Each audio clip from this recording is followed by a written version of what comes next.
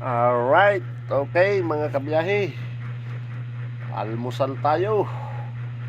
Yan, back to vlog, back to work mga kabiyahe. Ayan, ay ibang-ibang boses natin ngayon. Ay parang may sipon at ubo tayo ngayon mga kabiyahe. Kaya kahit may sipon at may ubo, pumalik na tayo sa trabaho at nagagalit sa atin si boss.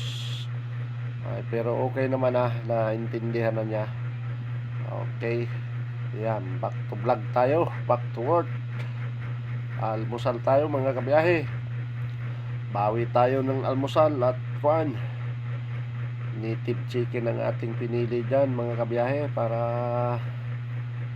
okay ang ating almusal. Mag-almusal muna bago magbiyahe. Yan, napakalupit po ng pagkaluto. May sili pa. Hindi natin naalis yung sili at sanay na tayo sa pagsisili. Kaya bago kakain laging may sili. Kaya ayan po, kain po tayo mga kabiyahe.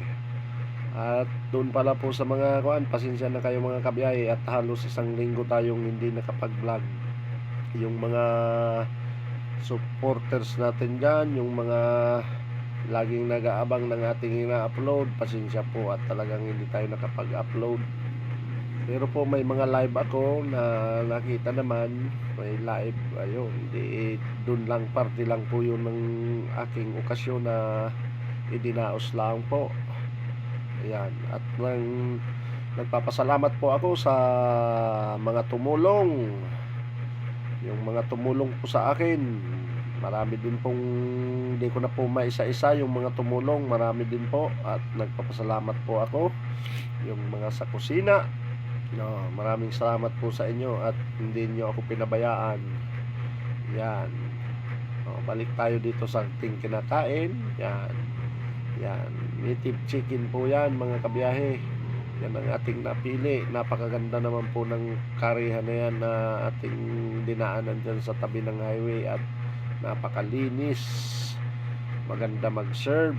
Ayun, meron din magaganda siyempreng kuan, mga ikangay, mga tawag niyan, taga-serve. Ayan, okay na po yan.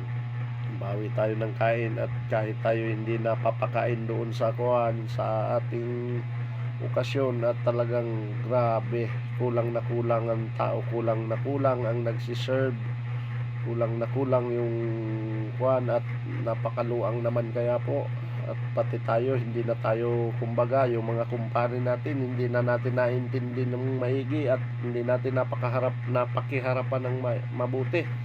At pati po ako, natulong po tayo sa pagsiserve.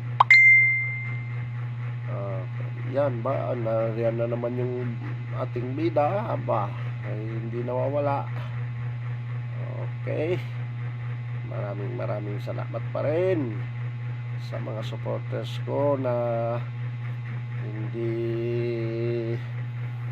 natigil sa pagsuporta sa akin. Kaya ayan, okay po, kain tayo.